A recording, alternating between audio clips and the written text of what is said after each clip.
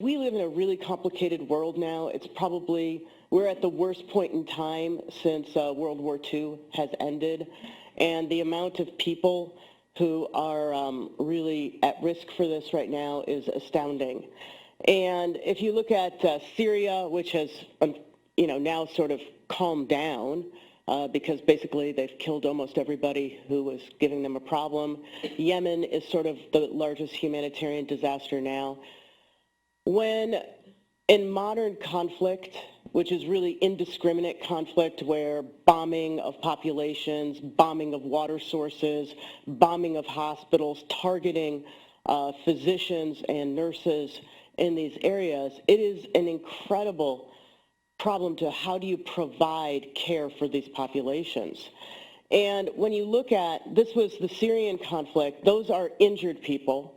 So people really, the numbers, only less than 100,000 people killed. This was by 2016. That's still a significant portion of the population. But this is an enormous amount of injured. And when you start bombing hospitals, you take out the health care for the entire population.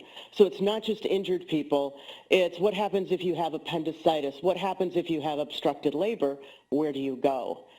And if you look at what sort of is the current humanitarian response, we're sitting at sort of where we were in the 1970s, where you have a hospital that's at some place, and you have all these things happening. You kind of have bad things happening to people. You're always going to have these unpreventable deaths. People are going to die from the bombs. But there's really no system of transportation. There's no coordinated trauma system. So I remember once I was in the Congo and I had somebody delivered to me 3 days after a conflict by donkey. So clearly that person's a survivor because they were able to make it 3 days by donkey. But along the way, you have a lot of these preventable deaths. There are people that if they could have accessed care sooner, they would not have died. And once you get to this facility at some place and can get treatment, you're still going to have unpreventable deaths. But is there a better way to do this?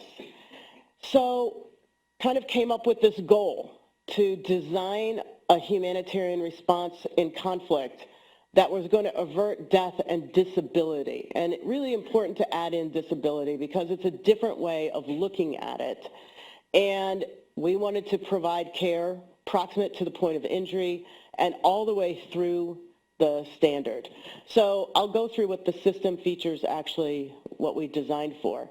What we really looked at was we've been at war as a nation now since 2001, and we have learned incredible things in combat casualty care. What we've learned is that you have to develop a trauma system. So what we went into in Afghanistan is not what we have now. Our system of military care has radically changed. It has changed through continuous quality improvement and through a joint trauma registry. We've learned about tactical combat casualty care, which is everybody now is a first responder. Hemorrhage control, I think now Stop the Bleed is the domestic version of tactical combat casualty care. We've learned about resuscitation. We've learned about blood.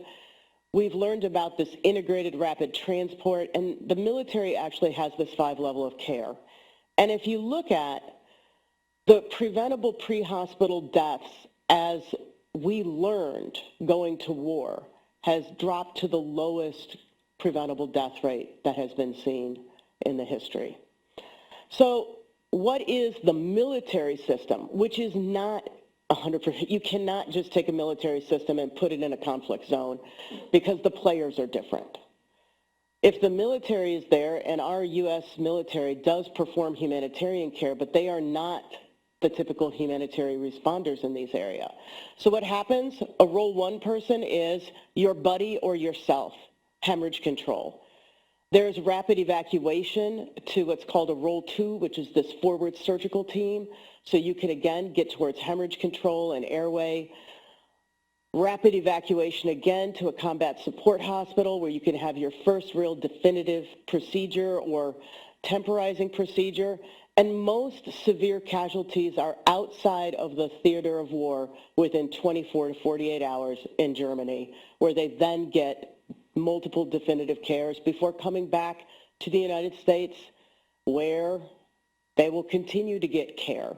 Finally, even ending up at the VA. Our VA is actually one of the multi-trauma centers for rehabilitation. I see Peggy Knutson here, who actually leads the American College of Surgeons effort on the military-civilian collaboration and has been in many of these areas, and she can answer questions about that later. So what's the humanitarian side, though? In the military, you have basically young, fit people protected by body armor who are getting injured, okay? The civilians are all ages, women, children, pregnant, elderly, and they are not wearing body armor and driving around in MRAPs and hardened vehicles. So you have both traumatic injuries, violent ones like bombs and guns, but you also have your classic road traffic crashes and pedestrian and falls, as well as all of the other surgical diseases. In a setting where there is no care for these populations, they don't have access to health care.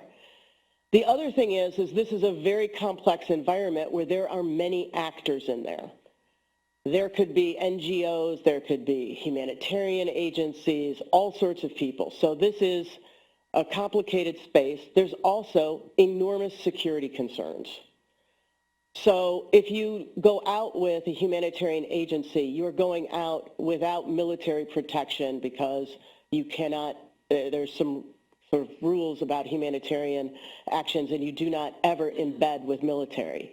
You can also see that the gamut of what a humanitarian agency such as Doctors Without Borders does is it's general surgery, OBGYN, ortho, and then some minor things. So it's a wide variety of a surgical response. This is actually one of my pictures from the Congo of just walking down the street. This is what you are dealing with. And you're not behind a army. So Yemen currently right now is sort of the hottest zone. The amount of injured is going up, and again, they have no access. As of right now, you know, more than, this was like 2016, millions, 20 million in need of humanitarian assistance and 14 million without any access to a hospital. So when you look at what sort of essential surgery, you have to think beyond just what do we do as a general surgeon, right? And obstetrical care is enormous. Postpartum hemorrhage is one of the largest killers of women in the world. Obstructed labor, not being able to get a C-section, general surgery, and then injury, all of these things, burns, head injury. So this is a wider variety. So what we really wanted to design is what's this ideal response. So you have people injured by war, but you also have your pregnant people, your people getting hit by cars. We're still going to have preventable deaths. But how do we now get people within a reasonable time period to basic resuscitation and treatment to avoid preventable deaths along the way? So what system can you adapt to this? So we decided to get a multinational group together to look at this and to think about how do you put it all together. So it's about 35 experts from around the world. It was a consensus framework. There was a lot of pre-work and pre-voting, and then kind of 3 days in person. It was a fascinating group because we had people from places like WHO, Doctors Without Borders, ICRC, and we had the U.S. military. And we actually, in the beginning, I had to hide a distribution list because some of those people would actually not agree to be in the room with each other. And on the first day, when one of the Doctors Without Borders person turned to one of the U.S. military people and started the conversation with, "You bombed our hospital," it was not a great start to how you do this, but by the end of 3 days, those two people went and toured San Francisco together, so we were able to get past some of this. So what we really did was try to adopt what we've learned about trauma systems and came up with a framework. So the first was that we need to have community first responders. There is not going to be a cadre of people who are going to fly to Yemen to serve as first responders. So you're going to have to train within the communities. And we really debated, what do you train these people for? Do you train them for tourniquets or not? Well, if you put a tourniquet on, you better have a system of care if you're ever going to place a tourniquet. So we actually, as you can see here, kind of focused on really what safe scene management and some basic airway things, jaw thrust, chin lift, manual compression of bleeding. We thought we would train, you could have some advanced people. If people remember the Syrian white helmets, they were more advanced, they had had prior training. And one of the most important things is, how do you train people what's dead? Because going into these scenes of bombs and trying to pull out dead people puts yourself at risk and other people. So sort of having a cadre of more trained people. So, okay, we have these first responders. What do they do now? Well, they need to get these patients to what's been now termed this level 2 or trauma stabilization point. TSPs are currently being used at Gaza as a way of responding to the issues going on. This is the first site of care that we decided that was going to be staffed with medical but not surgical personnel. What do you do there? This is emergency resuscitation and stabilization in a resource-constrained environment. You got to control your hemorrhage, manage airway emergencies, and you have to have timely transfer. If you don't have timely transfer, you can't realize any of these gains. Now imagine doing this in a conflict zone. How is that transfer going to happen? And we decided to put hard numbers on how close these things need to be. So ideally 10, reasonable to say within 20 minutes from point of injury. What are they going to do? They're going to do hemorrhage control tourniquets, pelvic binders, start resuscitation using TXA, some judicious fluids, chest drains or seals, and because the population doesn't have access to care, you're also going to have to treat severe infection if it's at life risk, and pain control. What are you not going to do? Things that the U.S. Army will do is they will do resuscitative thoracotomies and resuscitate dead people. In a resource-constrained environment, that is not really going to be a possibility. You have to get to a definitive facility. This is the first point in time that surgical care can be provided. You have to not only treat trauma, but you have to treat emergency conditions and obstetrical conditions. This is a huge investment in human and material resources. This, you can imagine trying to put this into place. It obviously happens, but this is where your most investments are going to be. There's security concerns. It has to be far enough away that you can handle security, but it also has to be close enough that you can take care of the patients. One of the innovations that we really came up with was that if you can't get to this definitive care facility within 45 to 60 minutes if you're critically injured, you have to have what's a flex contingency. So you can build a forward surgical response to be able to do damage control surgery closer to the site. We also added in advanced capability packages. If you could do it, an ICU package, some specialized training which would expand what type of services that you could do. This sort of became the final thing, what every definitive care procedure could do, and you can see here, this is fracture management, burn management, some basic vascular stabilizations, open skull fracture amputations, and that would be available at either thing. You can get into more complex things as you get safer and farther away. If you can add in an augmented, you could have ventilators, which actually don't exist in most places, and ICU staff, and then add in other surgical types of procedures such as chest or reconstructive. So how do you deal with reconstruction and rehabilitation? A system has to have this. Otherwise, you're not going to have a population that's going to be able to have a job and get on with their life. So reconstructive surgery is very controversial. What can you do? It really relies upon what you have. What are your skills? Do you have nursing? Do you have PT? What's the level of hygiene in the hospital? If you have flies in the operating room, you can't contemplate thinking about putting in things like implants. And what's the community rehabilitation? So we really felt that you have to prioritize procedures for functional outcomes. Could somebody ambulate with crutches? That's a functional outcome. And rehabilitation being embedded in this. And what we really thought is that you had to have burn reconstruction. This is a huge burden.